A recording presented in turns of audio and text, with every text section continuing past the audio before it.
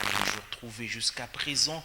Qu'est-ce qui peut être fait pour que l'Est de la RDC puisse au moins trouver la paix et vivre d'une manière paisible?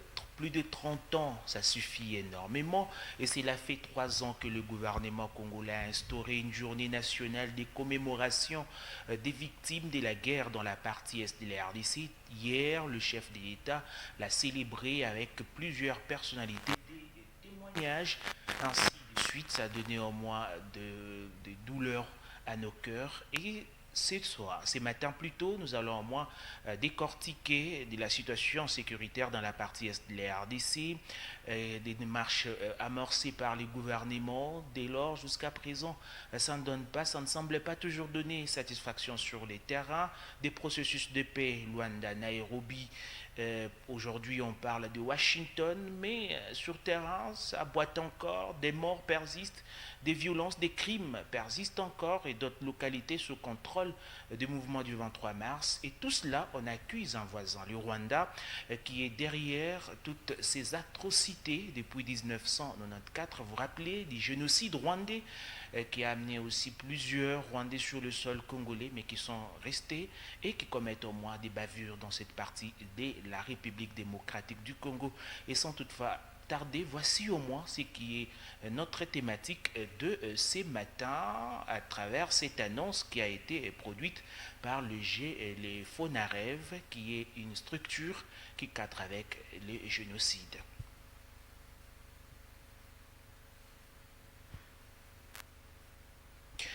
J'étais en train de dire que nous allons prendre une annonce en rapport avec les génocides dans la partie est de la République démocratique du Congo. Cette annonce est produite par Fonarev, qui est une structure cadrant avec le Génécoste, le génocide, pour des gains économiques, et on se retrouve juste après. C'est vers 4 heures du matin que l'on a signalé de nouvelles détonations du côté de Rutshuru par le groupe armé M23. Du côté de Saké, les combats. Découvrions petit à petit une vérité qui a fait froid dans le dos à ceux qui ont pu voir les images.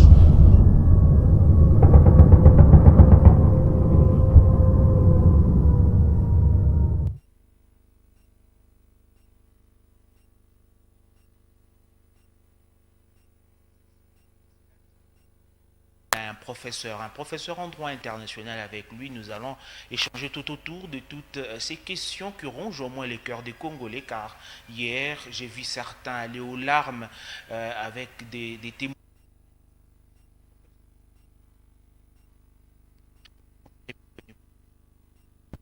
Merci beaucoup d'avoir accepté.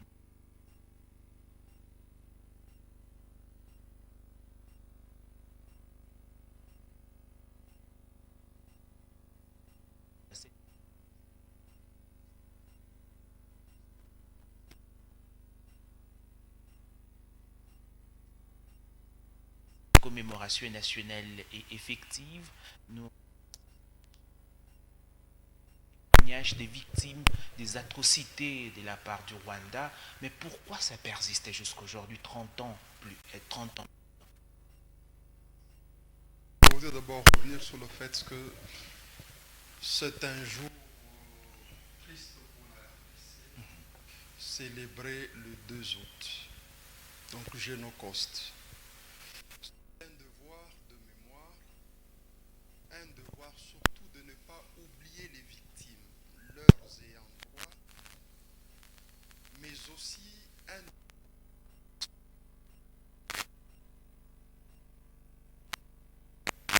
et c'est aussi un devoir de prévention pour éviter que ces violences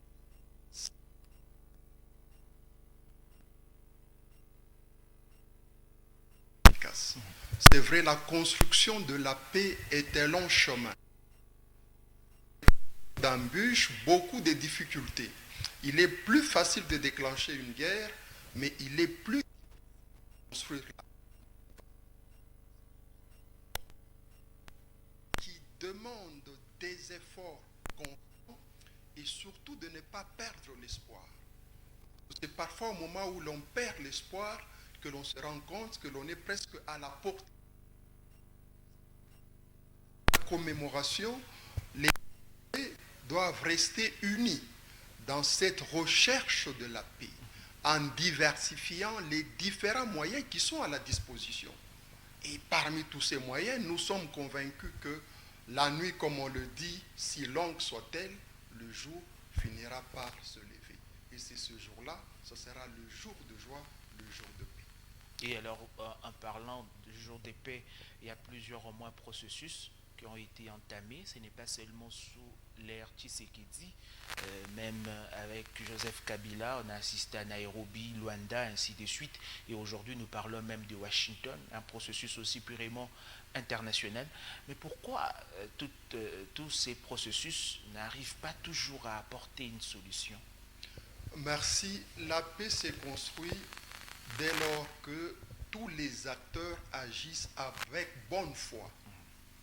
Ce qui fait que on peut participer à la table des négociations, non pas avec la ferme volonté d'aboutir à la paix souhaitée, mais pour donner l'impression d'être partisan de la paix, mais en réalité, la motivation est au-delà.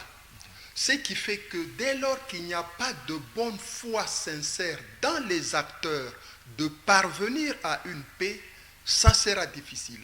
Et lorsque nous évaluons les différents processus, que ce soit Luanda, que ce soit Washington, nous nous butons à une difficulté, c'est celle liée à l'application de ces différents engagements. Or, l'application de ces différents engagements est liée à la sincérité et à la bonne foi des acteurs, surtout de la part de l'État qui tire profit de cette situation. Et cet État, nous le connaissons, c'est le Rwanda. Okay. Alors, du moment où cet État tire profit et que cette situation lui est profitable, il est bien clair que cet État mettra tous les bâtons dans la roue afin que l'objectif recherché de la paix ne soit pas retrouvé. Okay. C'est ce qui fait qu'on peut beau multiplier les sommets, les accords, mais s'il n'y a pas une sorte de contrainte internationale sur le Rwanda pour le contraindre à appliquer ses engagements, nous risquons de nous retrouver devant un cercle vicieux. C'est comme si nous sommes au rond-point, nous savons quelle direction emprunter. Et à parler de ces contraintes-là, faites-vous allusion plutôt aux sanctions, par exemple? Les sanctions constituent un élément important, un élément de dissuasion. Mais là, il faudra faire aussi attention. C'est bien beau d'adopter des sanctions à l'égard de certains officiers rwandais, mais nous nous sommes rendus compte que ces actions jusque-là ne produisent pas les résultats escomptés. Ce qui fait qu'il faudra changer de cap. Comment envisager des sanctions qui puissent frapper au cœur même de l'appareil politique rwandais? Les sanctions économiques peuvent asphyxier le Rwanda. Mais dès lors qu'il y a une sorte de complaisance ou une sorte de discours ambigu, c'est vraiment difficile que nous puissions contraindre le Rwanda à appliquer ses engagements. Sans oublier le fait que le Rwanda aussi, au niveau de la diplomatie, c'est un État aussi qui est fort, qui essaie de se tisser tout un réseau de soutien pour affaiblir la condamnation et même les sanctions. Ce qui fait que lorsque la communauté internationale, par exemple à travers les Nations Unies, à travers l'Union africaine, l'Union européenne et certains États veulent adopter des sanctions plus contraignantes à l'égard du Rwanda, et là nous assistons à une fissure dans le bloc. Parce qu'il y a des États qui sont réticents à cause des relations privilégiées qu'ils développent avec le Rwanda. Et de l'autre côté, vous avez des États qui sont épris, qui sont conscients de la douleur, des atrocités que connaissent les populations congolaises, surtout à l'Est, ce devoir les pousse à pouvoir agir. Mais dès lors qu'il y a deux camps qui s'affrontent, qui ne se mettent pas d'accord, cette divergence ou cette dissension ne peut que jouer en faveur du Rwanda.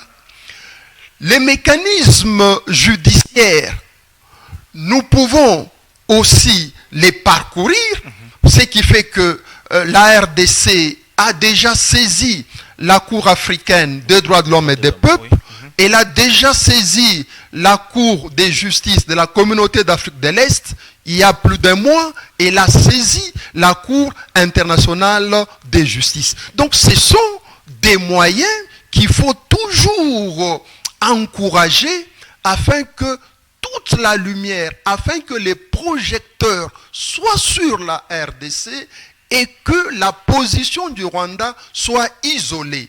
En isolant le Rwanda de la communauté internationale à travers les différents moyens, tous ces mécanismes que nous utilisons, c'est possible que la communauté internationale ait un regard particulier, non seulement sur le Rwanda, mais surtout une attention particulière à trouver des solutions face au drame que connaît la RDC. Ces dénonciations, la RDC l'a fait au moins, et vous avez parlé aussi de démarches judiciaires engagées par le pays, mais au fond, qu'est-ce qui manque encore à la RDC pour que cette agression rwandaise puisse finir une fois pour toutes? Bon, comme je l'ai dit, il faut persévérer dans les différents efforts. Oui. Il faut multiplier les efforts. Tout ce qui peut contribuer à la paix, à la condamnation du Rwanda doit être encouragé. Mais comme vous le savez, les solutions pérennes, les solutions qui durent, se construisent au fil du temps. Okay. On ne peut pas s'attendre à une solution du jour au lendemain. Par exemple, lorsque vous prenez les mécanismes judiciaires ou juridictionnels, ils prennent du temps. Vous saisissez aujourd'hui, il y a toute une procédure, ce qui fait que l'arrêt peut être rendu même dans 3 ans, 4 ans, 5 ans. Entre-temps, sur le terrain, la situation se détériore. Il en est de même de la mise en application de différents accords. On conclut les accords, mais leur respect ou leur application demande aussi un temps que l'on ne peut pas toujours évaluer. C'est vrai, nous souhaitons que l'on applique dans l'immédiat. Nous souhaitons qu'il y ait le retrait de troupes rwandaises. Nous souhaitons que le Rwanda mette fin au soutien qu'il apporte aux groupes armés. C'est ce que nous désirons. Et nous voulons que la communauté internationale accompagne la RDC dans cette quête de la paix et surtout de sanctionner le Rwanda pour qu'il évite d'encourager ou de faire ce que le Rwanda est en train de faire. Mais ça demande du temps. Ça demande aussi de la persévérance. Donc c'est un terrain qui est glissant. C'est un terrain qui est difficile, ce qui fait que nous devons nous armer de beaucoup de patience. La paix se construit au fil des années. Mais, surtout cette paix-là qui dure. Patience, oui, mais entre-temps, des Congolais meurent. On a vu hier d'autres qui ont échappé à la mort, mais avec des cicatrices de l'agression rwandaise. Doit-on toujours continuer à patienter? Est-ce qu'il n'y a pas un autre moyen qui peut être envisageable? Pourquoi pas ne pas engager une guerre directe contre le Rwanda? Oui, mais un autre moyen, la légitime défense, c'est un droit qui est reconnu à la RDC. La Charte des Nations Unies reconnaît à tout État qui est victime d'une agression de pouvoir y répondre en exerçant son droit sacro-saint de légitime défense. Mais là, ça dépend maintenant des capacités militaires dont dispose notre État pour faire la guerre au Rwanda. Parce que nous sommes en plein droit de pouvoir réagir car il s'agit d'une agression. Et la légitime défense, c'est un droit le plus naturel qui puisse exister. Mais là maintenant, il faudra tenir compte des rapports des forces sur le champ de bataille. Est-ce que nous disposons, du point de vue des forces armées, des capacités de dissuasion, des capacités pour porter la guerre au Rwanda? Vous comprenez que en tant que civil, éloigné des milieux militaires, je ne saurais pas apporter une réponse à votre question. Mais néanmoins, la légitime défense, qui est un droit, nous permet de pouvoir réagir, de pouvoir faire la guerre. Mais le choix, l'opportunité, ce sont des questions qui relèvent de la stratégie militaire, qui relèvent de la décision qui doit être adoptée au plus haut niveau de la République. Vous comprenez qu'en étant que simple professeur, je donne les moyens que le droit met à la disposition des États pour pouvoir agir, mais la décision dépend des autorités après avoir évalué les différentes options militaires qui peuvent se présenter sur le champ. Les démarches diplomatiques, nous en avons au moins assisté, surtout avec le régime de Félix Tshisekedi. On a multiplié beaucoup de démarches diplomatiques pendant 6-7 ans aujourd'hui. Est-ce que cette démarche aujourd'hui est suffisante pour apporter la paix, ou on peut encore compter ou s'appuyer sur une démarche diplomatique? Oui, la démarche diplomatique reste toujours une porte ouverte. Il ne faut jamais la refermer. Malgré les déboires auxquels on peut assister, il faut toujours persévérer. Nous ne pouvons pas perdre de vue qu'au moment où nous intensifions le volet diplomatique, nos adversaires font aussi la même chose. Donc, au moment où nous essayons de persuader certains États d'épouser la cause de la RDC, le Rwanda fait de même pour que les différents États ou partenaires épousent la position que le Rwanda a toujours mise de l'avant. Et vous connaissez, c'est un paravent. Pour le Rwanda, sa présence est justifiée par le fait que la RDC abriterait les FDLR, qui constituent une menace à la sécurité du Rwanda.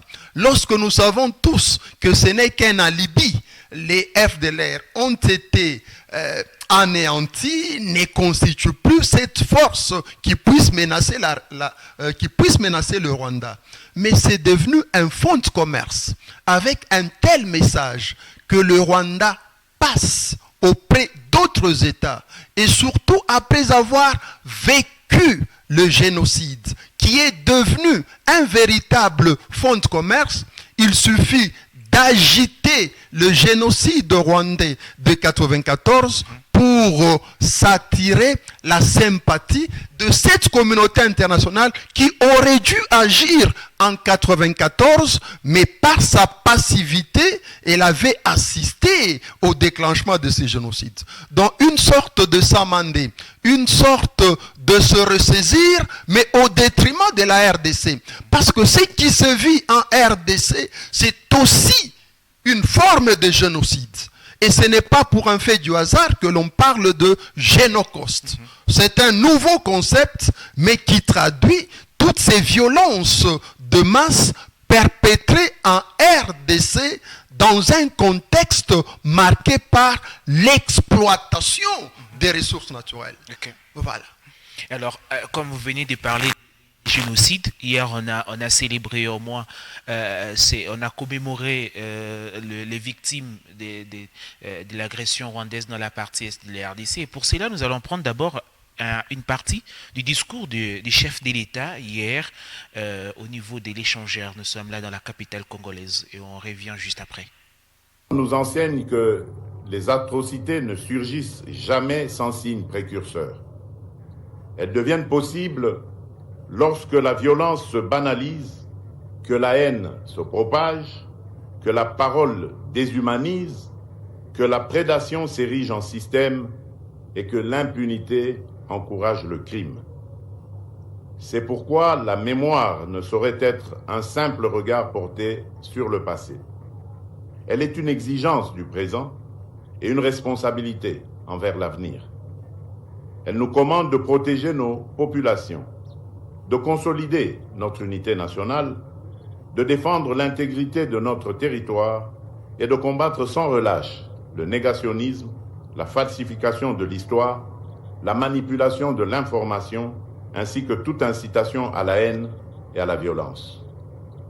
En ce jour de recueillement national, je réaffirme solennellement devant la nation et la communauté internationale l'attachement indéfectible de la République démocratique du Congo à une paix juste, durable et vérifiable, fondée sur le droit international, le respect de la dignité humaine, la souveraineté des États et l'intégrité territoriale.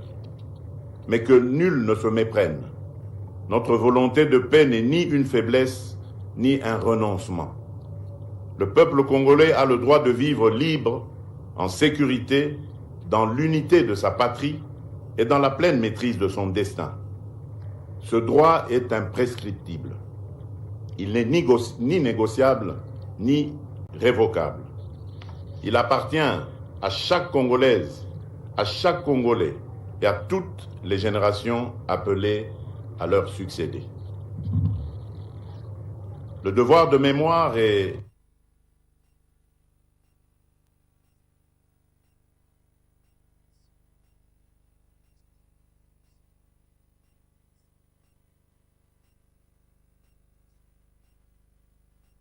des pétitions sont amorcées pour que la communauté internationale puisse au moins reconnaître le génocide commis dans la partie est de la RDC.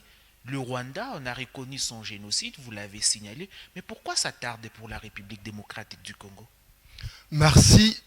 Et le Génocoste offre cette occasion pour un véritable plaidoyer pour une reconnaissance internationale des génocides commis au Congo.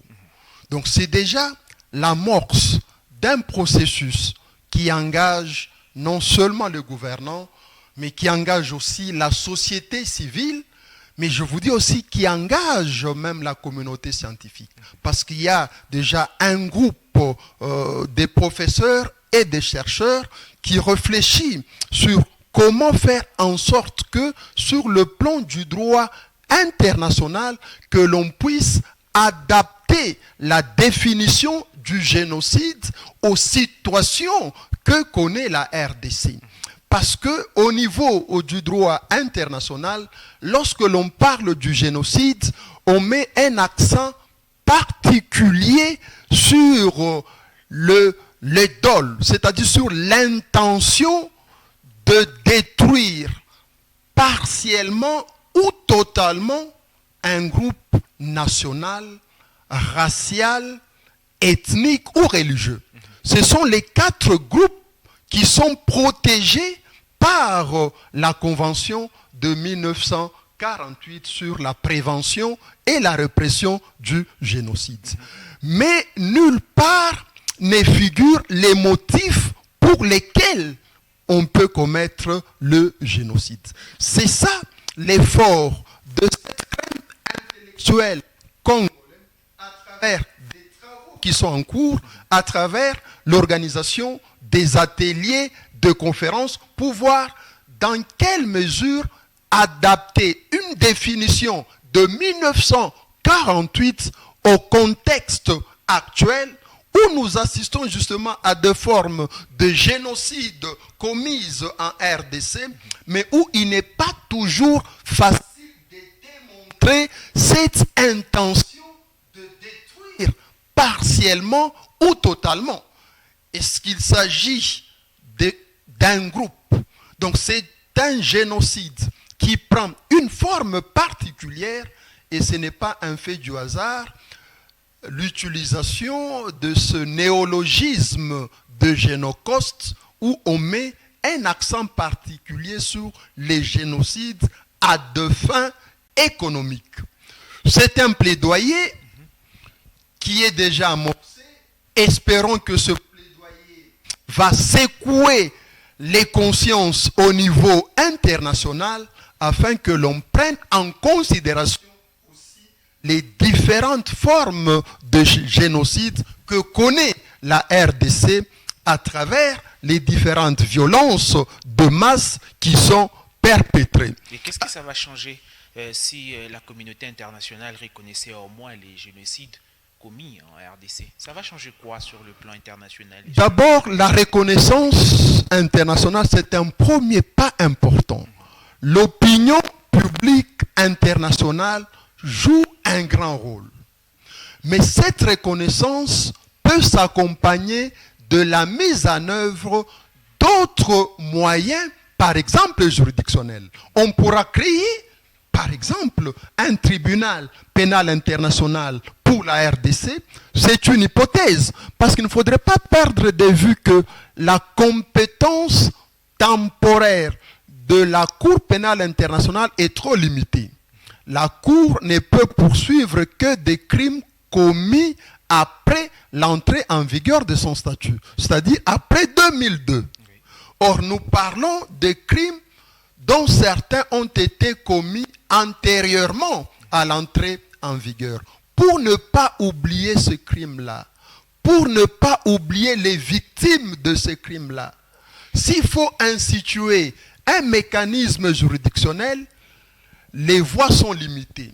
Soit vous créez un tribunal pénal international pour la RDC, à l'instar de celui qui avait été créé par le Conseil de sécurité à propos du Rwanda ou de l'ex-Yougoslavie, ou alors créer des chambres extraordinaires congolaises, c'est-à-dire des juridictions congolaises qui vont bénéficier de l'apport des juges ou des magistrats qui sont à la fois congolais et étrangers.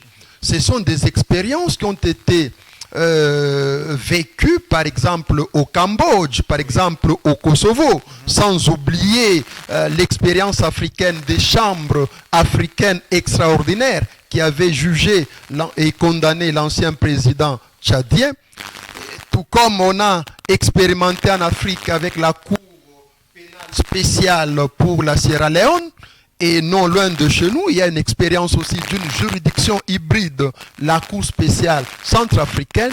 Donc, ce sont des juridictions qui peuvent être créées soit par la RDC, soit par la communauté internationale, soit à travers un engagement conjoint. Ce sont des voies qui peuvent permettre de poursuivre et de juger les crimes qui ont été commis en RDC pendant une période donnée. Parce que si nous nous focalisons sur la CPI, il y a risque que certains crimes commis avant l'entrée en vigueur du statut ne soient oubliés. Or, un mécanisme de justice qui peut être combiné au mécanisme de justice transitionnelle, ce sont des mécanismes que nous pouvons expérimenter en ajout ou en complément à tous les efforts diplomatiques et qui sont jusque-là en des crimes commis en République démocratique du Congo et des victimes qui vivent aujourd'hui avec beaucoup de douleurs collées à leur cœur. Et hier, tout le Congolais qui était devant son écran a eu au moins cette douleur remontée, voire certains des compatriotes congolais, des parties du corps humain arrachées, qui n'arrivent même pas à marcher. C'est au moins cette déclaration de cette victime de l'agression rwandaise qui a fait un témoignage fort lors de la commémoration du Génocide. On l'écoute. Personnellement, j'étais abusée par le nombre dont je ne connais pas jusqu'à aujourd'hui parce que j'avais perdu connaissance. Nous avions passé plus de 4 heures avec ces hommes. Nous étions sauvés grâce aux collègues élèves qui avaient échappé des justesses, qui avaient alerté la MONUSCO des Kalembe, mais malheureusement les pires étaient déjà arrivés. La MONUSCO de Kalembe nous avait aidés en nous donnant des kits PEP afin de nous sauver contre les IST, mais aussi les grossesses non désirées. J'étais vraiment traumatisée. J'avais le dégoût de vivre jusqu'au point de me suicider. Si vous me voyez encore une fois aujourd'hui, C'est grâce à l'accompagnement des organisations qui accompagnent les victimes à l'époque, la synergie des femmes pour les victimes de violences sexuelles, que je remercie encore une fois aujourd'hui devant vous, Monsieur le Président. J'avais déjà la force après l'accompagnement. En 2013, la synergie m'avait intégré dans son staff afin d'aider les autres victimes qui avaient subi les mêmes sorts comme moi. J'ai contribué à plusieurs plaidoyers pour l'élaboration des textes juridiques protégeant les victimes.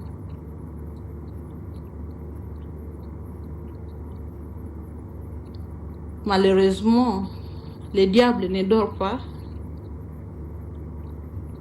Malgré mon engagement, mon activisme, le 27 janvier 2025, lors de l'attaque de la ville de Goma, nous étions ensemble avec mon mari et mes enfants.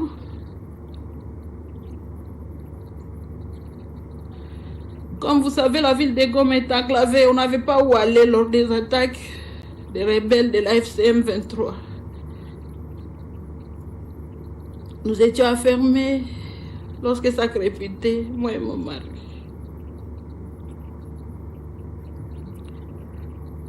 Une bombe nous était là.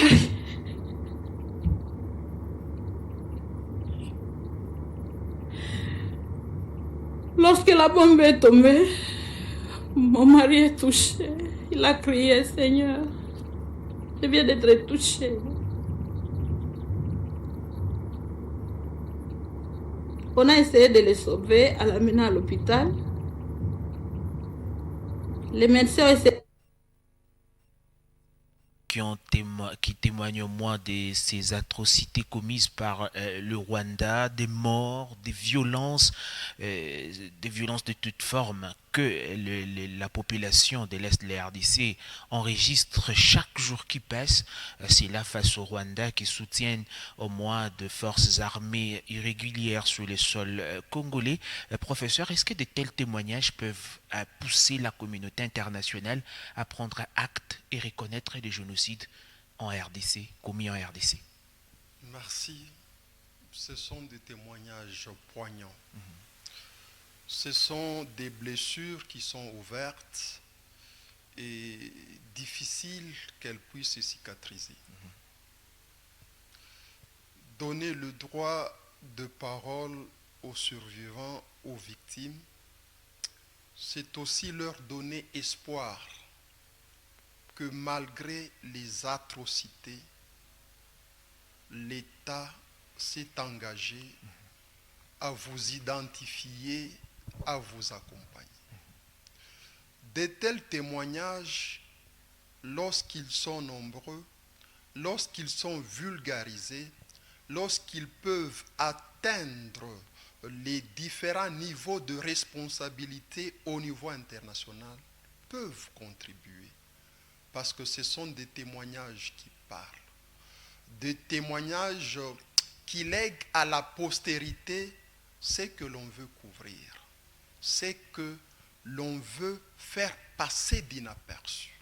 Et c'est donc notre devoir de faire en sorte que ces témoignages ne restent pas confinés dans une cérémonie officielle. Okay. Il faudra rassembler, documenter davantage ces témoignages pour accompagner ou appuyer le plaidoyer en vue de la reconnaissance internationale du Génocide, mais surtout pour permettre à la communauté internationale de pouvoir agir. Il y a un devoir de réparation parce que ces victimes ne doivent pas être laissées à leur triste sort. Et ce n'est pas un fait du hasard que l'on a créé le FONAREV, qui doit identifier, qui doit accompagner, qui doit réparer ces victimes. Or, les fonds du FONAREV à eux seuls ne suffisent pas. Donc, il faudra aider le FONAREV dans son action à travers aussi les différentes démarches scientifiques, à travers les ouvrages qui doivent être écrits pour documenter, pour que ces atrocités ne soient pas oubliées, pour que ces témoignages restent vivants dans les ouvrages, dans les documentaires, dans les films. C'est à nous de développer tous les moyens nécessaires de vulgarisation pour atteindre un plus grand nombre de décideurs au niveau international. C'est à ce prix que nous pouvons vraiment trouver des solutions qui peuvent durer certainement, mais nous devons garder l'espoir parce que ces témoignages nous interpellent. Nous interpellent au moment où la guerre n'est pas encore terminée. La guerre continue avec d'autres victimes qui payent le lourd tribut. Faudra-t-il croiser les bras? Combien de morts faudra-t-il enregistrer pour que la communauté internationale soit consciente de l'urgence de pouvoir agir pour mettre un terme? Parce que plus l'on traîne, plus le nombre de victimes augmente.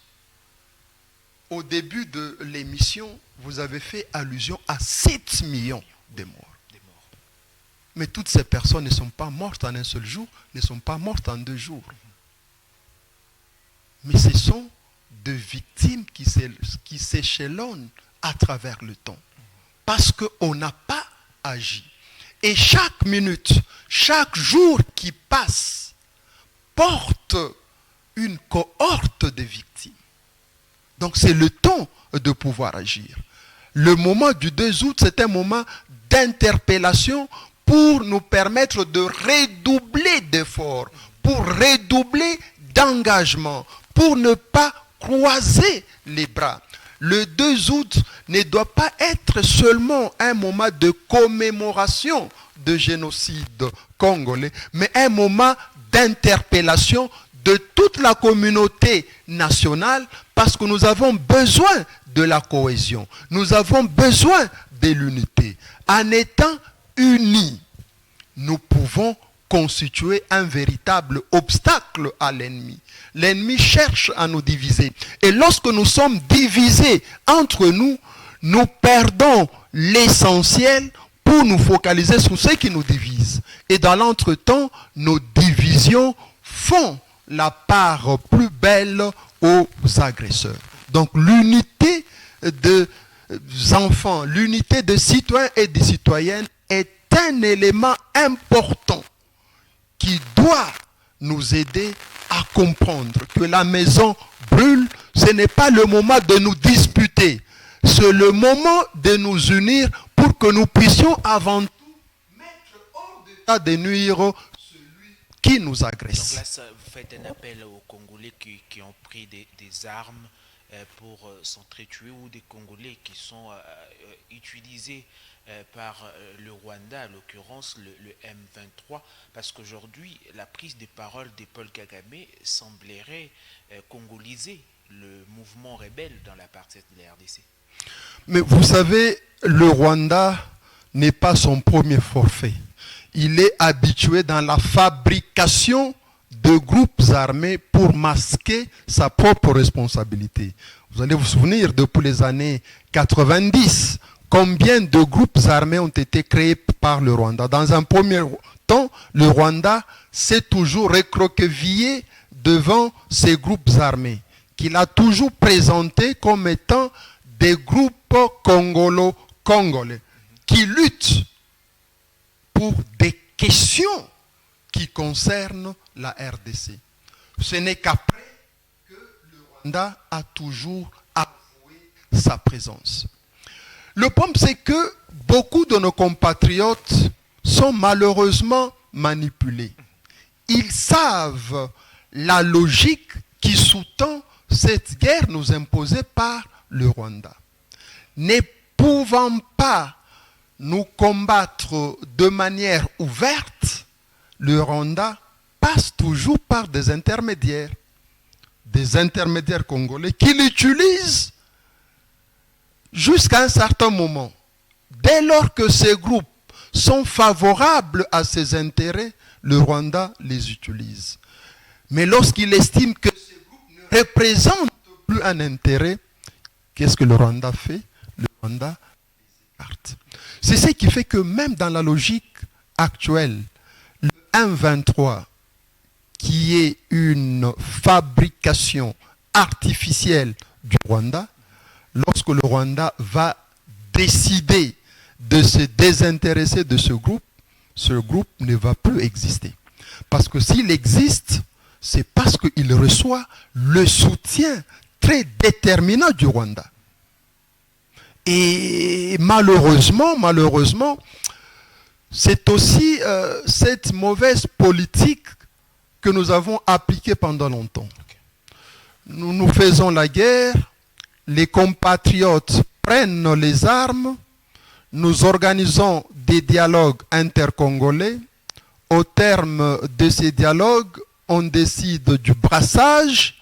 Ils sont intégrés dans l'armée, au sein de l'appareil politique, ce qui constitue une prime à la rébellion, ce qui constitue une prime aux groupes armés. Ce qui fait que s'il y avait un mécanisme de lustration, c'est-à-dire de mise à l'écart de ceux qui ont pris les armes contre leur propre pays, cela pouvait constituer un élément de dissuasion. Nous ne pouvons pas nous voiler la face, même au sein de nos institutions actuelles, au sein du gouvernement. Combien de ministres sont passés par les groupes armés? Ils se retrouvent au sein du gouvernement, ils occupent des fonctions importantes. Et c'est cette impunité qui a encouragé certains. Je peux prendre les armes aujourd'hui, je peux tuer, et finalement, lorsque l'on va organiser un dialogue intercongolais, on va prôner la réconciliation nationale, et à la faveur de cette réconciliation nationale, de cette pacification, on va finalement mettre l'éponge sur les crimes que l'on a commis. Au nom de la réconciliation, on va encore se retrouver dans des gouvernements de large union nationale. On va se retrouver dans la logique de responsabilité au sein des institutions politiques, au sein de la diplomatie. Ce qui constitue une grande erreur. C'est une prime à la rébellion. On le fait dans l'espoir d'aboutir à une réconciliation, mais le message en lui-même, c'est un message qui encourage, sans le dire, tous ceux qui prennent les armes contre leurs propres frères et sœurs et qui se retrouvent demain au sein du gouvernement. Même pour des raisons de quel message vous pouvez donner, même à ceux qui sont actuellement au sein de groupes armés, lorsqu'on sait que vous qui êtes au gouvernement, vous qui êtes au sein de différentes institutions, vous avez un passé de rebelle. Voilà. Même votre message n'aura pas beaucoup de crédibilité. Merci beaucoup, professeur. Alors, nous sommes presque à la fin de notre émission d'aujourd'hui, un plateau spécial consacré à la situation sécuritaire dans la partie est de la RDC. Hier, on a commémoré le génocide des crimes commis sur le sol congolais dans sa partie est. On a eu des témoignages, on a eu au moins de moments forts qui nous rappellent que chaque Congolais doit se réunir, on doit être unis pour mettre dehors qui continue au moins de s'enrichir, qui continue au moins de tuer, qui continue au moins de violer la population congolaise dont nous partageons le même sang. Aujourd'hui, nous avons reçu le professeur en droit international, lui c'est le professeur Joseph Kazadimpiana. Professeur, le tout dernier mot en rapport avec les atrocités commises dans la partie est de la RDC. Merci. Les atrocités constituent toujours une interpellation pour la construction de la paix. Et le chemin de la paix, c'est un chemin qui est rocailleux. Il n'est jamais rectiligne. C'est à nous de redoubler d'efforts, de ne pas perdre l'espoir malgré les déboires que nous rencontrons dans la mise en œuvre des accords. professeur, d'avoir accepté notre invitation. C'est moi qui vous remercie. Merci beaucoup et peu importe nos motivations, peu importe nos intérêts personnels, pensons au moins à la population de l'Est qui traverse des moments très difficiles. Des témoignages d'hier, c'était au moins des témoignages émouvants, des témoignages qui, même si on est le plus méchant au monde, on peut cavaler les salives et réparer ces atrocités. Chers Congolais, l'unité prônée, c'est l'unité qui nous donnera aussi la force de faire face. Si on il n'est pas de terreur de la